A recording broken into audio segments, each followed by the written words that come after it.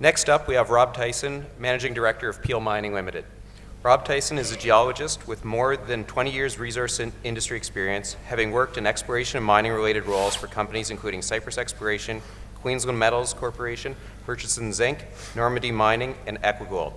Mr. Tyson is a Managing Director of Peel Mining Limited, a role he's held for the last 11 years since the company's inception. Thanks very much, Greg, and thanks to Diggers. It's good to get a spot again. It's been a bit of a drought, but not that we haven't been working hard to get here, and I think at the end of this, hopefully you'll see why. We've got a Guernsey this year. High-grade base metals in the Cobar Basin is what Peel's all about, and essentially that was the same topic going back 5 years ago when I was here last presenting, which was off the back of a copper discovery called Mallee Bull. We're one of a handful of companies that has base metals, I guess, that are presenting here today and over the next couple of days. There's not many of us, to be honest, in base metals in Australia. Efficient, targeted company, money into the ground. That was actually a quote from Bob Vassie of St Barbara on their rationale of putting money into Peel. And look, we do put money into the ground. Since we started, we've drilled pretty much 200 kilometres of drilling for a junior, which is a lot of that over the last 12 months, which reflects, I guess, our exploration success. We've been making discoveries, so that's obviously critically important when you're drilling. So we've had Mallee Bull going back 6-7 years ago. Wirlong is a copper discovery we made in 2015 with our partners Jogmec. Wagga Tank we can't claim, but Southern Nights is certainly a greenfields discovery. We've done some deals along the way that have helped get us to where we are. So CBH Resources farmed into Mallee Bull when there was a lot of risk associated with the project, so they earned 50% by spending 8.3 million. We picked up a lot of ground following that discovery, and we essentially had 100% of nothing if we couldn't explore it. So we did a deal with Jogmec, and they've effectively earned a 50% stake in that as well by spending $7 million. We picked up Wagga Tank from MMG at the bottom of the market in 2016 when no one was very interested in base metals or any metals for that matter. And St Barbara certainly put us on the radar, I think, with a lot more investors when they joined our register in April last year. Where that's got us to is we've been able to deliver a dominant land position in the Cobar Basin. We're making discoveries, which is obviously critical, and we've been able to keep a tight share register along the way as well. In that respect, we've got 184 million shares on issue after 11 years of listed life, with no recapitalisation along the way, so we've treasured our scrip. We have a market cap at the moment of around $83 million at 45-cent share price, 2.3 million in the bank at the end of the quarter, but we also have a significant stake in another listed company, Saturn Metals, who we spun out our gold asset to earlier this year, and they have a presence here. They're in the coffee tent, so I recommend going to have a look at. They put out some very good results today. Substantial shareholders: Hampton Hill Mining, which is essentially Josh Pitt, who's a geologist. He discovered the Golden Grove mine going back in the 70s, late 60s. He's our largest shareholder with just under 20%. St Barbara started with about 9.5% in April last year, and through a number of transactions have moved to 16% over the last year. Directors have skin in the game, and a high net worth individual sort of rounds out the substantial holders. Very tightly held, so not a lot of free float. Only about 30% of our stock is out there at any point in time. You can see the discovery October last year, the impact it had on our share price. Graham Hardy is up here as well. He's one of our directors. Come to our booth and meet him. He's a good guy. Simon couldn't make it, but essentially we're a tight company. We run very lean. When you look at the way we spend our money, we put it into the ground. So we've put over $30 million into the ground in New South Wales over the last sort of 10 years. We've got a great technical team, and a couple of the guys are with us at the booth as well, so drop by. And from that, most of them are long-standing employees, so we've developed a really deep knowledge of the Cobar Basin. Cobar Basin, look, it's a great place to explore. I think it's the best place in New South Wales. It's a long way from Sydney, which is a good start. It's the richest polymetallic part of the Lachlan Fold Belt, so it's second only to Broken Hill in terms of metal endowment. But it's proven itself with three long-life high-grade operations and a recent development in the Hera mine. The people are friendly, mining skilled community, and generally happy farmers, although not too happy at the moment, obviously, with the drought. And certainly the mining industry's got a reputation of helping people in that part of the world when it's tough times. You can see the metal endowment of Cobar. Over $50 billion of metal has been retrieved or is still in resources there.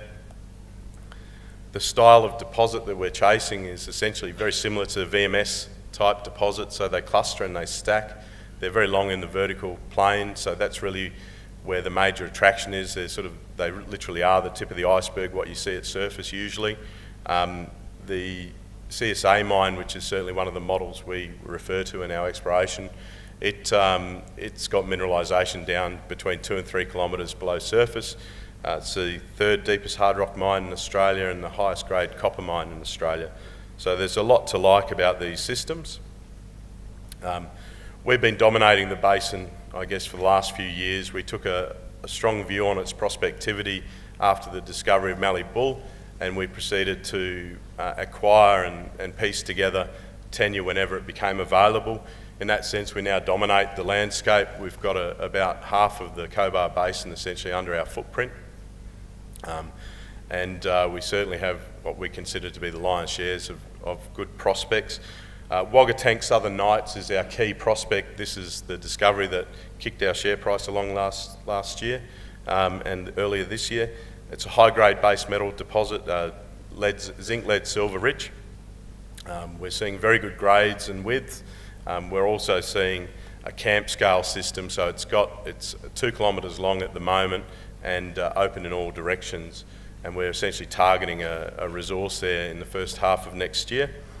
Mallee Bull is our other main deposit, and that's in 50-50 joint venture. I should mention that we own 100% of Southern Nights.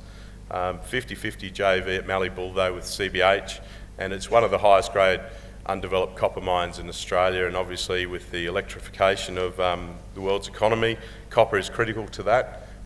Mallee Bull's in a PFS at the moment. We hope to make a decision this calendar year, and Wirlong's is sort of the third string to our discoveries, and that is a high-grade copper discovery that we made with JOGMEC.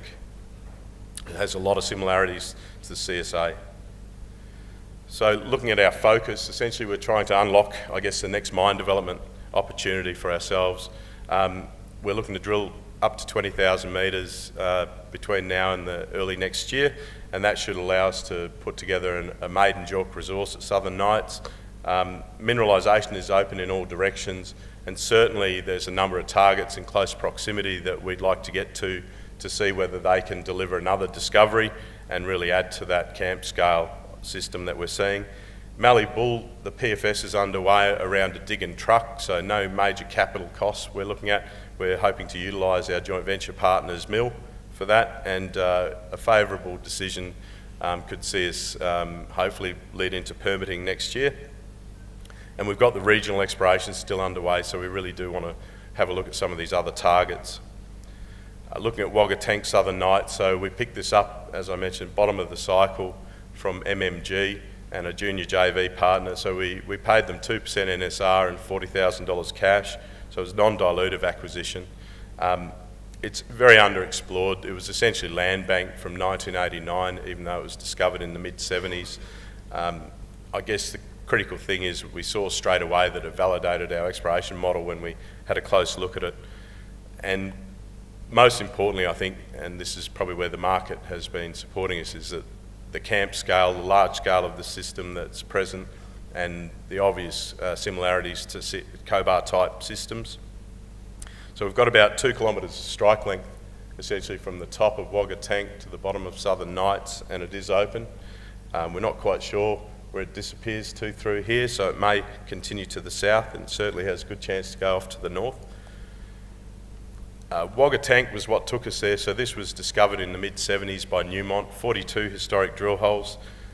24 had returned what we considered to be economic drill intercepts. Essentially there's an oxide zone and sort of 20 to 30 metres at 2 to 3 grams gold sitting very close to surface. There's evidence of supergene as well, some high-grade copper and silver. And then there's the sulphide zone, which is what we were most interested in because we had a favourable view on the zinc market from a number of years ago. And it's massive sulphide, zinc, lead, silver rich mineralisation. So when we got there, the data was a bit ordinary, but we basically went into a bit of a re-drill of the main area. There was no collars left at surface. And the drill intercepts that we were returned were supportive of the historic results. And most importantly, when we looked at the drill core, we saw evidence of a major mineralising event, multi-phase, epithermal textures in parts of it, but certainly the hallmarks of a much larger system than a single deposit sitting by itself. At the end of our exploration, we had a system about 300 metres long and from close to surface to 350 metres below surface. But the evidence we saw in the rocks told us that there was a good chance there was more to it. So we started collecting all the base data that we needed to have a good look around. So lots of geophysics. And that led to the Southern Nights discovery around October last year. It was August that we initially recognised the right rocks in this area. And it was actually Glenn Campbell died on that day, so the name Southern Nights is actually one of his songs. It's a good song. Have a listen if you haven't heard it for a while. But as you can see, the results on the follow-up were really quite outstanding. 26 at 25.5 and 142 at 7%. As it turned out, we didn't know which way this system was leaning. It was leaning a little bit to the west, so they were director's specials, but not with our knowledge at that time. When we turned the rig around, you can see some of the results that came thereafter. Very high-grade zinc, lead, silver still. We've got a system that's now 700 metres long. Southern Nights is open, as I mentioned, down dip and along strike. But in the zone between Wagga Tank and Southern Nights, we've had a high-grade, massive sulphide hit of about 15 metres of good grade copper, gold, with zinc and silver in there as well. So that's a bit of a long section look through Wagga Tank, Southern Nights. So Wagga Tank's up the northern end and Southern Nights down here. Lots of gaps still to fill, but evidence of a major mineralised system, and we certainly are going to continue working our way up along it. So camp scale sort of mineral system, in the magnetic data you can see a circular magnetic feature. We've got Southern Nights and Wagga Tank sitting on the edge of it. Over 4 kilometres to the east, we've got a prospect called Fence Line. There's some historic drill hits that were pretty significant. When we followed it up, we saw more of the same. We've got further drilling planned there as well. So Wagga Tank, Southern Nights, our number one project. Notwithstanding that, Mallee Bull's the most advanced, excuse me. So it's one of the highest grade undeveloped copper mines in Australia, resources, getting ahead of myself. We've got a great partner in CBH Resources. They're owned by Toho Zinc. They own the Endeavour mine north of Cobar. They've got surplus mill capacity there. We're looking at a low capex development opportunity, essentially a small footprint dig and truck up to Endeavour, tapping into a high-grade zinc, lead, silver lens at the surface to begin with. The deposit's favourably located. It's very close to the Kidman Way, which is a straight, flat bitumen highway effectively for that part of the world. It's only a few kilometres away from there, and it's a 150k truck up to Endeavour. We own the land under which it's sitting. The Silver Ray lens has some very high-grade mineralisation, starting within about 50 metres of surface. That's a photo of some core that was drilled for metallurgical test work purposes, and it was running at about 53% combined lead zinc, that particular piece of it. But that was part of the 13.5 metres at 21% zinc, the second number in those drill intercepts. The MET test work shows that it should go straight into Endeavour's mill with minimal modifications. what we're looking at is essentially mining out what there is of Silver Ray. It's a fairly limited resource, but it's very high grade, and we think that it'll generate sufficient cash flow to enable us to drive an exploration decline down towards 300 metres below surface. So we think it's a low capex, lower risk way of getting into production, but the main thing is it gets us close to the prize at depth, which is the Mallee Bull copper mineralisation. So we've just completed some infill drilling on the zone between about 200 and 300 metres below surface, and we had some very good hits, 14 metres at 4.2% copper plus silver and gold, and 11 at 9% copper. So those numbers will be put into an updated resource model, and essentially we'll look at potentially exploiting some of that mineralisation as well to help drive the project down to deeper levels.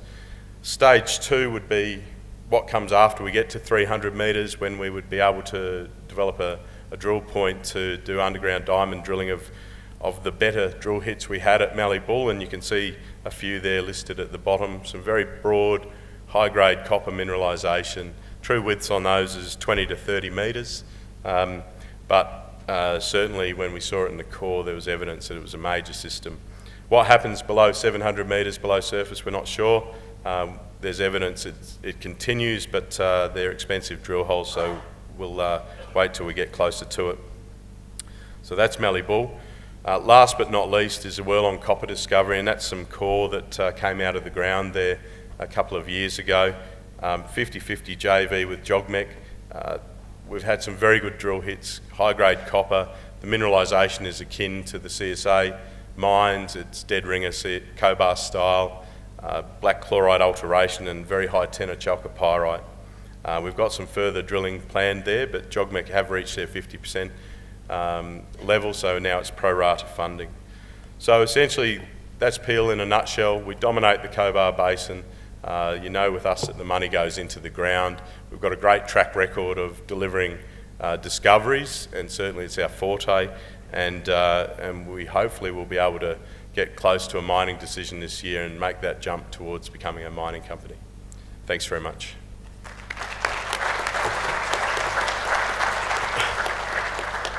We have time for one quick question before we go to break for Rob. No, you're off the hook.